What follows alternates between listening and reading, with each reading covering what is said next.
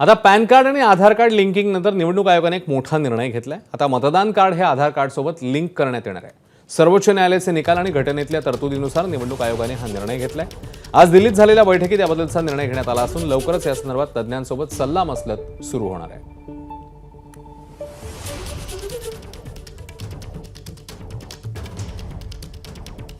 माननीय election commission of इंडियाने जो वोटर कार्ड आणि आधार कार्ड यांचं लिंकिंग करण्यासंबंधीचा जो निर्णय घेतलेला आहे, म्हणजे त्यासंबंधी त्यांनी जी प्रक्रिया सुरू केली आहे त्याच्याबद्दल त्यांचं कौतुक करणं आवश्यक ठरतं।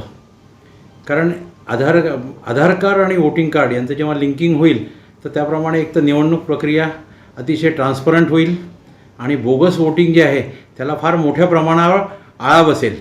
तर त्यामुळे हा निर्णय अतिशय कौतुकास्पद आहे, अभिनंदनीय आहे। एबीपी माझा, उघडा डोळे बघा नीट।